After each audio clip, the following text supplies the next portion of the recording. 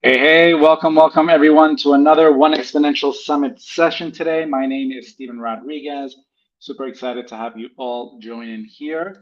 Today, we're going to speak a little bit more about blockchain and we're going to simplify it as much as we can. So, can't wait to get this started. So, again, how are you all coming in today? Share in the chat green, yellow, red. If you're green, you have lots of energy. Yellow, okay energy. Red, you're running on fumes about making it work.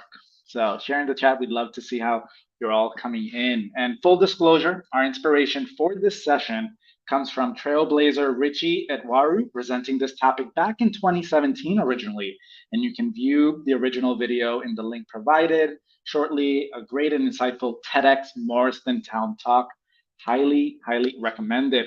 First, thank you to our sponsors, OpenEXO, Rutanio. OpenEXO is a global transformation ecosystem helping organizations, institutions, and people to transform and unlock abundance. Rutanio is a development center that contains a think tank and a laboratory to devise, conceive, and experiment and develop blockchain initiatives that propose and solve real problems that provide a benefit for society and generate value through it through an open, collaborative, and multidisciplinary approach. So, as part of their support, they have joined in. So, thank you to them on this series.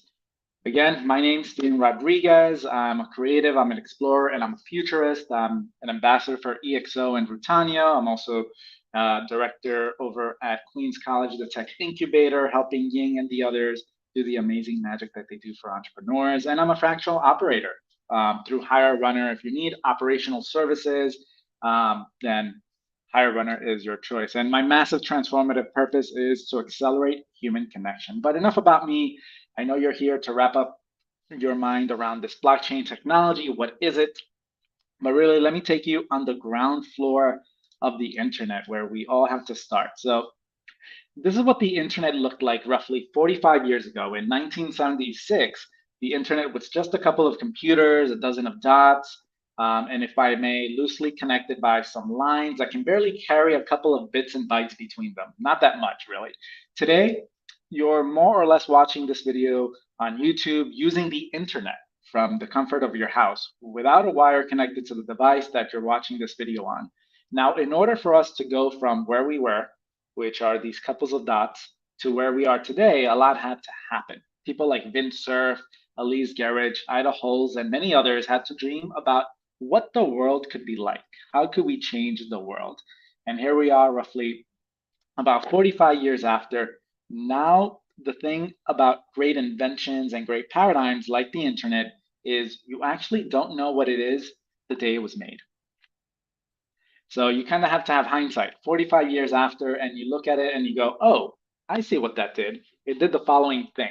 And the question or the discussion we're going to have today is if there was a paradigm sitting in front of us today, what can we do today to figure out what that paradigm is going to do 45 years from now so that we can take advantage of it, so that we can be a part of what Ida Holes and the others did to the internet. So, in order to do that, in order to get ahead, you have to ask what I like to call the big question. And the big question about any paradigm is what is the one thing, what is the one gap that paradigm fills for everyone?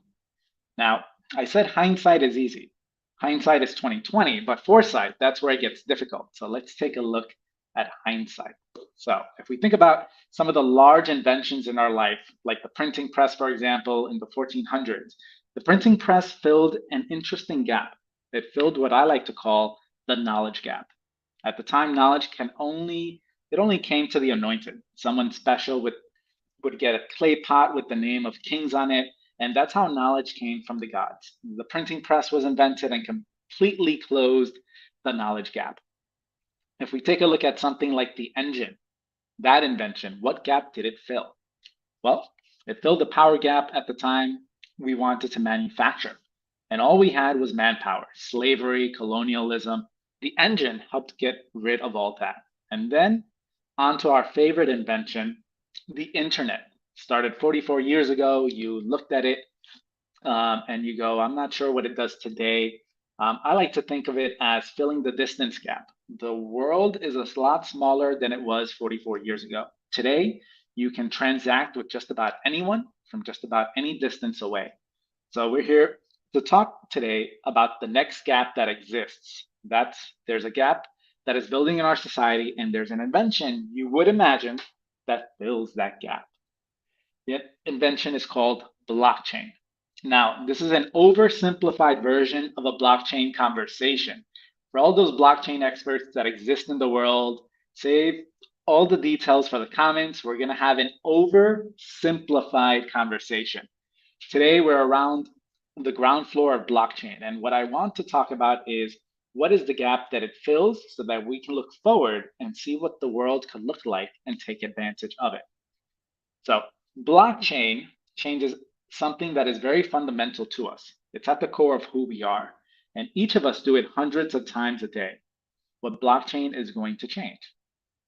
It's going to change the way we trust, not just how we trust each other, but more specifically, how we trust in business. Now you might go, wow, trust in business? I trust all the businesses I operated with today. Of course I do. I trust my government. I trust my news. I trust everyone. Now, I'm just being funny here, folks. But trust is actually very, very core to business. Trust in business started very early on, from cavemen all the way through the mercantile economy to the industrial age. And today, in the information age, we have come to the conclusion as a species that I have to trust you in order to transact with you. Yes, ladies and gentlemen, trust is the fundamental currency of commerce. Think about it. If we just stopped trusting all companies or governments, commerce would come to a bit of a halt. Now, trust itself, it's very delicate. It's poignant, it's close to us, and it's easily broken. And yet somehow we're able to trust each other and transact $100 trillion a year between the 7 billion of us on this planet. This little delicate thing called trust, some way, somehow, we're able to do it this many times per year. But here, the fact is, we manufacture that trust. In order to transact, we manufacture trust. When I exchange my hard-earned dollars with you for a good or a service, I have to trust you, and we manufacture that trust. So let's talk a little bit about the manufacturing of that trust. Now, full disclosure, we are about to begin the massive simplification of blockchain. So please just go with me here. Okay, let's talk about how we manufacture trust today in order to talk about trust so that you can really get a sense as to what I mean by blockchain is going to change the way we trust. So let's imagine that we're about to buy a house. Now, we have invented this thing in society called the ledger. No, not Heath Ledger, the actor, the ledger, like in bookkeeping, entries, debits, and credits. And the ledger is the fundamental way that we go about storing information about transactions today. For this house, for example, if we needed to get a record of who owns this house and what happened to it, we would store that information in a ledger that looks like this. First, the house is built, then it's constructed, and there is some changes that go with it. It had some violations here and there, but eventually we would be able to get a record of this house before we buy it. Now, question, anyone here ever bought a house or sold a house? How long does it take to get this information? Put it in the chat if any ideas come to mind. You have to go to a little company and a scary stat. So here, 30% of the titles in the United States have errors in them. Believe it or not. You see, the problem with the ledgers that we use today, which we depend on to trust many things, not just houses, is that someone as easily as they can write a record, they can delete a record from the ledger. Can you imagine buying a house and you go to the homeowner for the ledger and they go, yes, of course I can. Here's the title and I've kept it all up to date. Please have it. Now, would you trust them?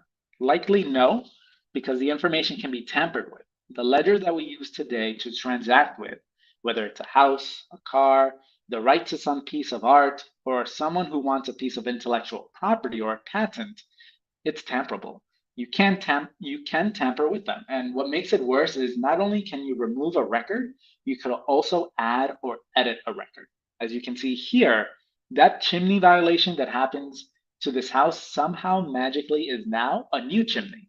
I bet you'd be paying an unwarranted price you didn't want to pay for that house.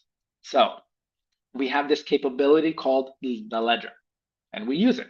It's tappable, and we could trust it a little bit, but we're sort of in the state of commerce where we have to trust but verify. Anybody knows who made famous that phrase, trust but verify? Add it to the comment section if you know, if anyone knows. Okay, so the truth is today as a civilization, when we start companies or we start transactions, we start with an automatic assumption that the counterparty cannot be trusted. When we start companies or we start transactions today, we start with the automatic assumption that the counterparty cannot be trusted. It almost feels normal to us, kind of feels like, oh yeah, I mean, why would we not do that? But does it have to be that way? It's just something that we've become accustomed to. And the way we've gone about it is we establish these things called intermediaries. It's a fancy word for middlemen and middlewomen, intermediaries. These are entities that are responsible for keeping a centralized copy of the ledgers in all of commerce, and they facilitate the brokering of the relationship between those who are looking to trust and those who are looking to be trusted.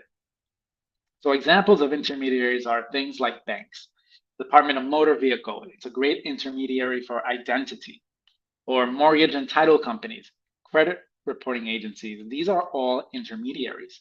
This is just a small example of the intermediaries that we deal with today. And the reason why we deal with them is because we simply can't trust the ledgers that we have. Now, the intermediaries don't actually get us all the way there. If you think about operating in zero trust, which commerce would come to a stalling halt, and abundant trust, the intermediaries kind of get us to a point where we can manufacture some and the rest of it comes from the gut. The fact is, commerce and the state that it is in today, we sort of exist in a trust gap. Now, just a reminder that the oversimplification is still happening, all right? Now, let's talk a little bit about blockchain to get a sense as to what blockchain is and what it does. As you would imagine, blockchain has a ledger as well. Now, the blockchain ledger is an epic upgrade on the ledger that we have today.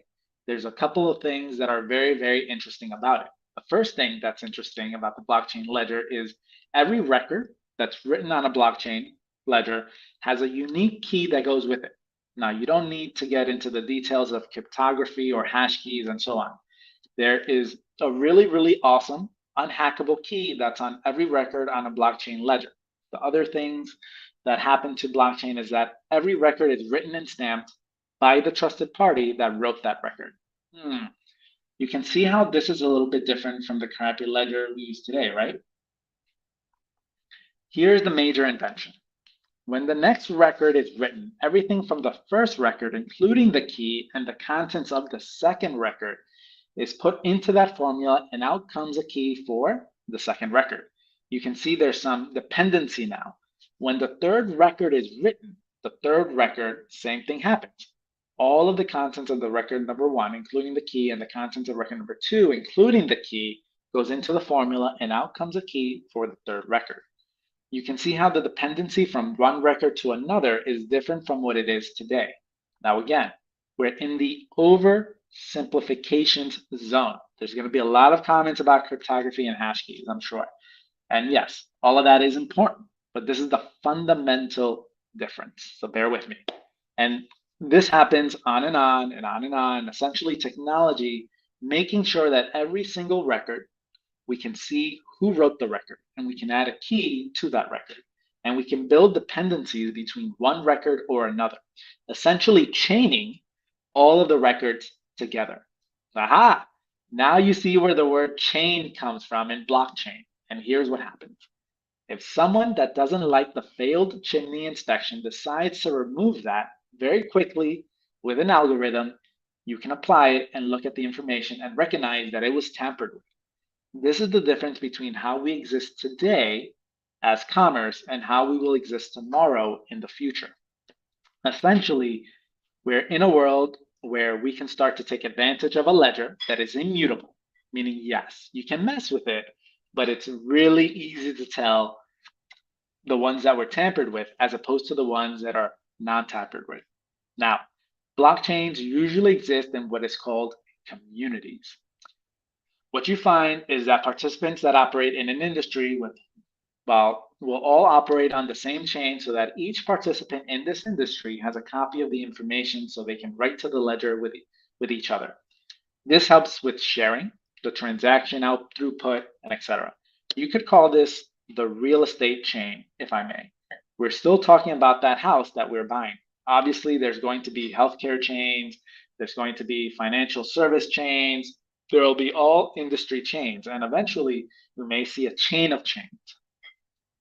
Now, if someone happens to interfere with one of those ledgers, let's say something happens, a consensus algorithm runs, looks at all the rest of the ledgers and says, hey, you're the one that stands out. And it gets replaced by a copy of those that still have the good information. New blocks of transactions appear.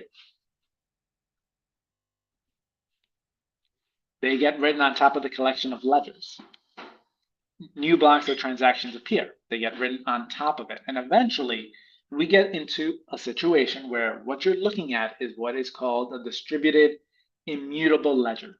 Now, I want to pause and make sure we take inventory of it. We talked about inventions, large paradigms, trust, a trust gap.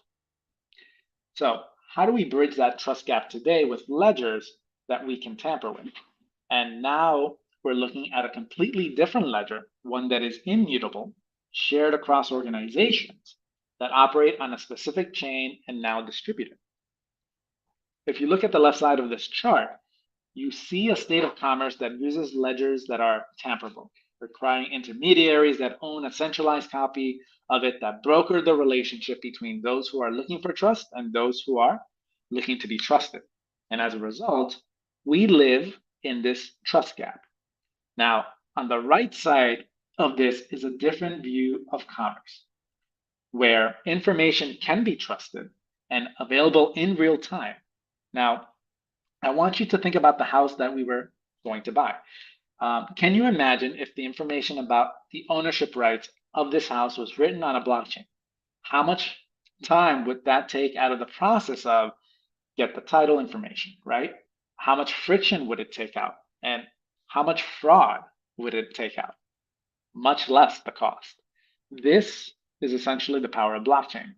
Now, we saw that in the large paradigms that we looked at, we saw things like the printing press destroy those organizations that were only anointed with knowledge.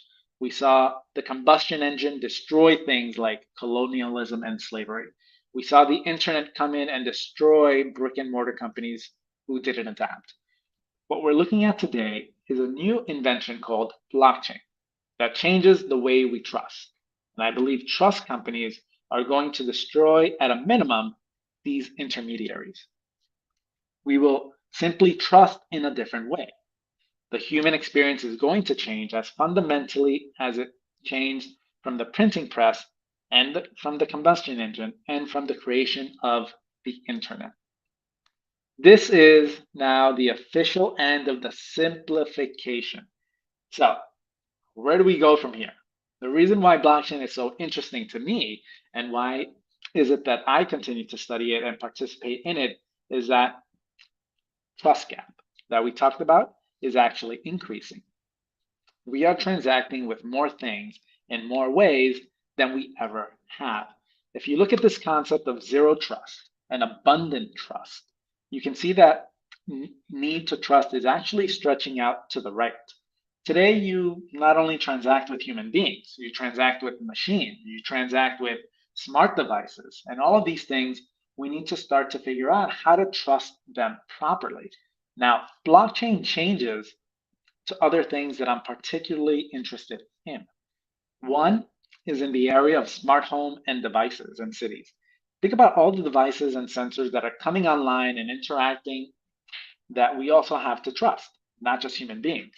I think the last prediction that I saw was that by 2030, each person will own roughly 15 connected devices. That's about 105 trillion smart devices in 2030 that we will transact with, that we will have to trust. And this is what I mean by the trust gap is expanding. The other area where the trust gap is expanding is in reputation. We talk about reputation. I'm not just talking about the phantom Yelp reviewer that you see that writes a restaurant about how there was 5 shrimp in the meal as opposed to the 6 supposed to be there. I'm not just talking about those people. I'm talking about the 250,000 rides a day that's happening between Uber and Lyft. I'm talking about the 100,000 transactions on Etsy. I'm talking about the 150,000 rooms that are rented per night on Airbnb. These are all reputational opportunities that we continue to manufacture trust with our gut, putting ourselves at risk. This is what I mean by the trust gap is expanding. To the extent that when I think about blockchain, I don't only think about blockchain replacing intermediaries, I think about blockchain creating trust mechanisms to replace traditional forms of exchange, like good old bartering or fiat currency. We can trust and barter through utility tokens or non fungible tokens, what people call NFTs. Engage in more peer to peer value exchange to collaborate more with one another, to grow and accelerate together. That is the power of the distributed ledger. Going a step further, every company in the world today, not just the intermediaries, may be at risk of having competition from a blockchain version of themselves. Ladies and gentlemen, we are at the ground floor of a new paradigm in humanity that will change the human experience called blockchain. The thing that is going to change is trust.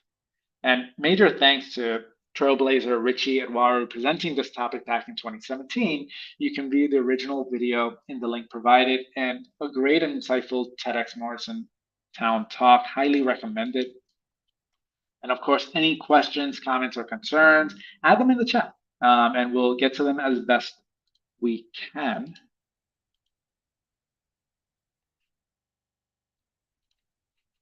So, and for those who want to learn more about exponential technologies and mindset to build more effective business models for tomorrow's market disruptions, join in the monthly EXO meetups. We focus on one of the 11 attribute companies like Uber and Lyft use to leverage abundance and leapfrog traditional business models. Airbnb has more rooms than Marriott hotels, or Uber and Lyft has more vehicles and operators than taxi companies. Just think about that. So again, ladies and gentlemen, it has been my absolute pleasure. Thank you. And hopefully this helped kind of spur a little more insight into what is blockchain, what is the craze all around it. It's not necessarily all crypto coins and currencies and all that jazz. There's a technology here that can be utilized for very powerful things in the future. So super excited to have shared this moment with you. Keep asking those questions away and enjoy the rest of Global Entrepreneurship Week 2022 and the One Exponential Summit series. Thank you all.